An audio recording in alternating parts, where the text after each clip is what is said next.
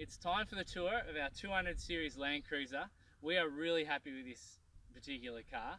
If you've watched some of our previous episodes from Series 1, you can see all about how we chose the Land Cruiser 200 series and how this particular car ended up being the one that was perfect for us, and it was even 5 minutes down the road. Why we chose this Land Cruiser, if you come with me, I'll have a look. In the doorwell here, you can see a modification type plate. So what we've had done here on this car, well, the previous owner did before we bought it, was an upgrade. So the GVM has actually gone from 3,300 up to 3,800. That's 500 additional kilos that can go as a payload onto this particular vehicle. And because it was done pre-registration, the vehicle also has a GCM upgrade to 7.3 tons, which is more than we'll ever need for our car as well as our Caravan, which you can see over the back. Let's do the full tour. When we're towing a Caravan, you need rear view mirrors, extended mirrors.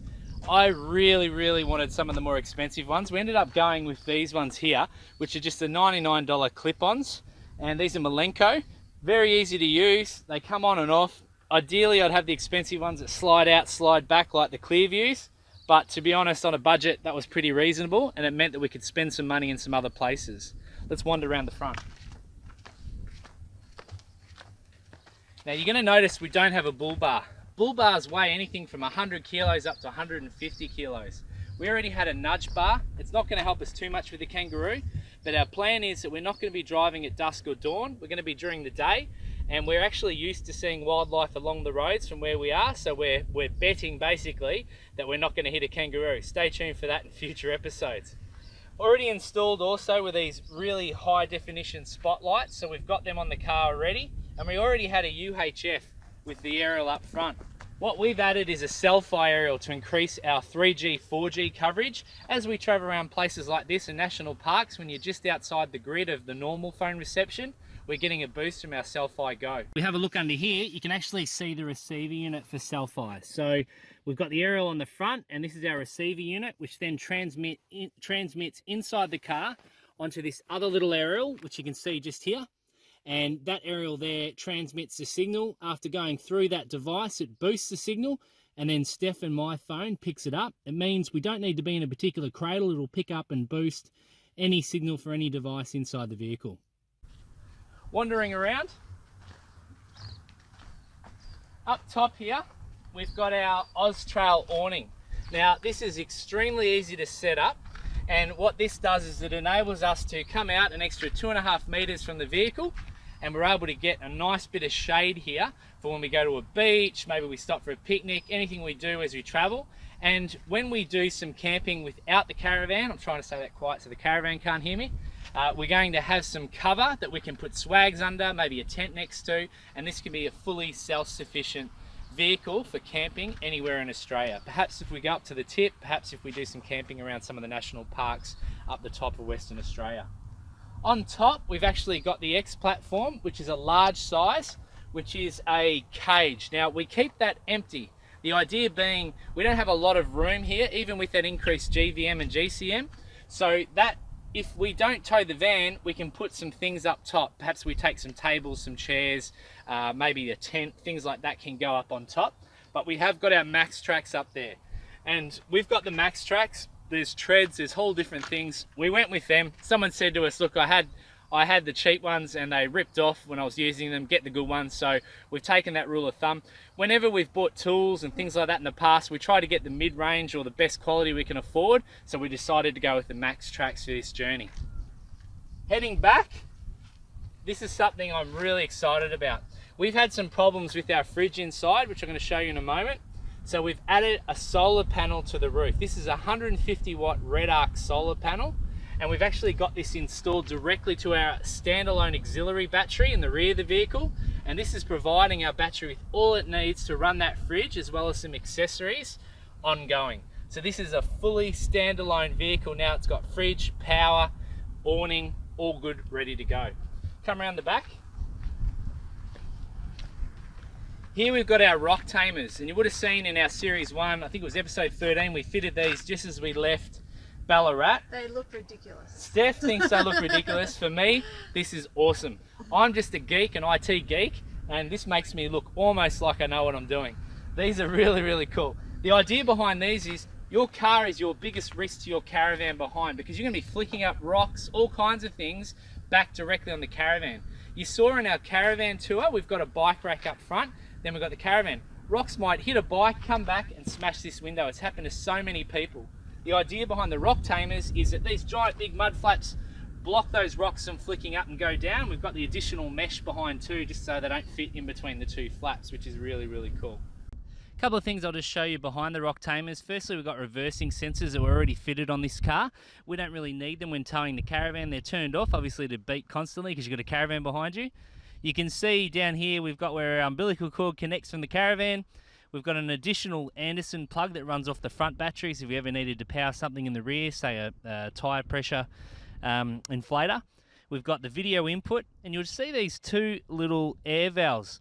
These are for the airbags. If you've seen our episode when we picked up the caravan, which I think was episode 10, when we picked up the caravan, it was just out of level when we applied. We don't need a weight distribution hitch, but what we do is add some airbag pressure to lift the car up a little bit to get that perfectly flat plane for our caravan and car to provide us a safe towing experience. Let's have a look what we've got in the back of the car. In our Series 1 episodes, you would have seen us setting this up. We had Graham from GT Auto Electrics in Berwick help us out with setting up all of our auto electrical work, and that included fitting our fridge. We bought second-hand drawers for $375, bought a second-hand cage for $500, and as a result, we've got some really good infrastructure. Bear in mind the drawers do add weight. Ideally, I would have got some lighter drawers if I had done this again. If someone said to me, what would you do differently? I probably wouldn't have got these big heavy drawers. I might have gone just the fridge on the floor, and I would have gone maybe some buckets in the rear to be able to keep the weight down. So if you're setting up for the first time, consider maybe not adding so much weight, because it really comes out of your payload. So in this drawer here, in one of our previous episodes, I showed you what we're taking on a lap of Australia. That's actually come right down. We'll do an updated video, but in here I've got all the tools, and pretty much everything's been used already in our first 6 weeks of travel. So that's in there. In this section in here, I've got some recovery gear. So these are things like snatch straps, buckles, things like that that are in there as well as tyre repair kits, things like that. That's all in there. We'll do a separate video on that to show you what we have in our kit bag. On this side is all our electrical. If you come in here, you can see we've got our BC DC charger. So this is what's powering our auxiliary battery, efficiently charging it for lithium. And on the top here, you can see we've got solar coming in and charging that battery from the roof. So that does both solar and the car vehicle charge. In the other drawer, as I open that up, this is for on the go. We've got the kids' life jackets, we've got snorkel gear, we've got our fishing gear. So this whole drawer is all about entertainment at beaches. If we go off, start exploring somewhere and decide let's go for a swim, we've got everything in here, including some quick dry towels, so we can go and have that swim without having to worry about, oh, did we bring the right gear, have we got the kids' life jackets, etc. It's also lighter. So we did have some heavy stuff in there, but we got rid of it, shifted it to the van to keep our overall weight down. So this is an Engel combi fridge, and this is a 60-litre fridge freezer. We wanted to have a fridge and freezer. We've got 5 kids. If you turn your attention behind us, someone's coming to check out the car. 6, including that guy. Just the locals hanging around.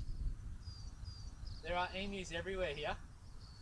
Okay, sorry, I was distracted by a giant emu. All right, so let's have a look at this combi fridge. This is an Engel combi fridge. It's a fridge freezer.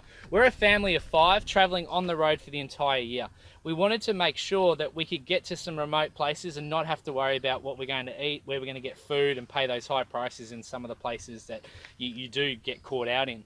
So the idea here is by having a fridge and a freezer, we're able to store a lot of meat long term. So you can see in here there's plenty of room. So we've got our fridge section here, and we've got our freezer section as well. Now what we found was that as we were driving around, this poor old freezer was working really hard and milking that lithium battery we've got in there as an auxiliary battery. We've got a 110 amp hour lithium battery in the back. So that battery was being milked, not to a dangerous level, but really fast, and we had to top it up with our solar blanket, hence why we've got that new solar panel on the roof as well. This is the culprit, but it's very important to keep beer and meat frozen and refrigerated. And so we've that's been what pretty we've got. happy with some icy poles on the go too. That's been another benefit as well. Down the side here, we've actually got a couple of things too to draw your attention to. So we've got from the house a 12 volt, a little adapter, as well as a monitor. We've got extra 12 volt sockets. We've got our Ryobi charger, and we've got a couple of lanterns and lights. So when we do go camping, we've got those rechargeable lithium batteries from Ryobi in the car ready to go. Again, the idea was it's all standalone. On that same vein, we've got a Sea Gear mat that goes out underneath that awning if we ever need to. We've also got 5 chairs from Austrail. These are your chair tables. So these do both being a chair or a table. So if we want to eat by the side of the road, if we need a little table, maybe for a board game, something like that, they're all here always. We've used them at the beach already. We've used them at different stops as we've travelled around. Super. So many purposes. Awesome. Okay, so in the back here, we've got a bit of space that we keep open if we ever want to add something to the car. But we've got 40 litres of water. So we've got these two 20-litre containers. These are used to top up our water tanks in the caravan if we ever need to. We've got a giant beach bag that we use if we're ever going to the beach, and we put in some extra towels, maybe some sports equipment, etc. That can go in there. And we've got a giant picnic blanket which we use sometimes as well. So that's the rear of the car. We're really happy with it. It's been working excellent on these first 6 weeks. Let's have a look in the driver's seat. There's something cool I want to show you to do with our red arc here.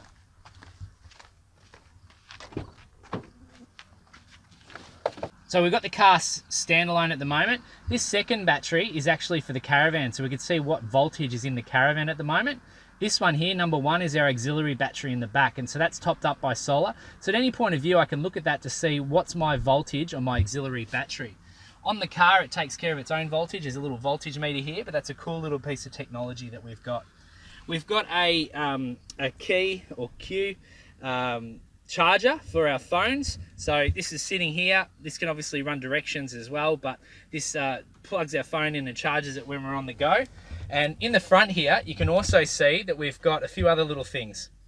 First one you'll notice is we have an additional UHF radio.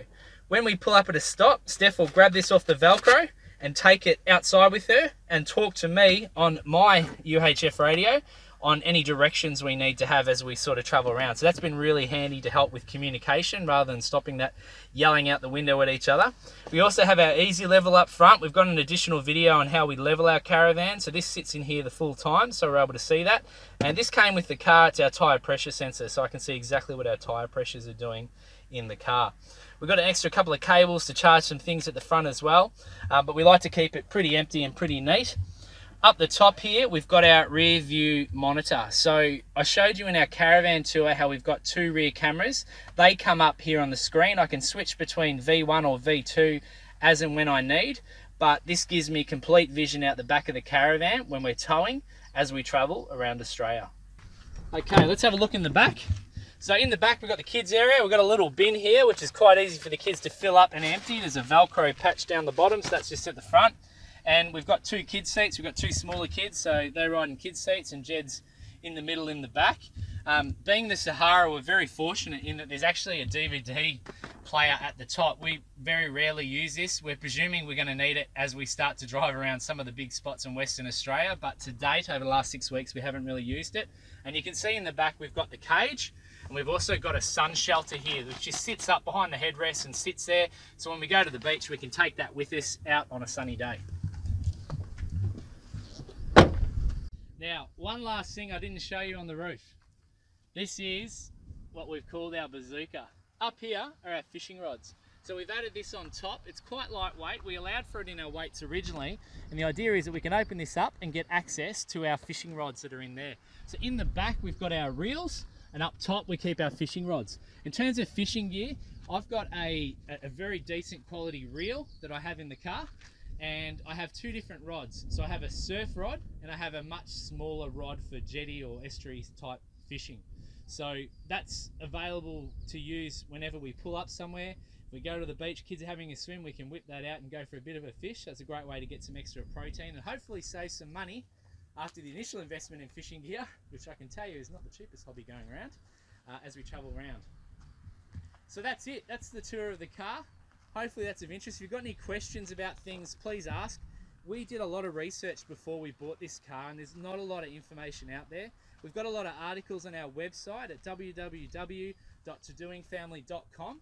So if you want to check out a bit more information on the car, some of the things we did when researching for a tow vehicle as well as the Caravan, please check that out. And as always, connect with us on social media. We're happy to talk to you and provide any information we can that we've learnt so far on our big lap of Australia.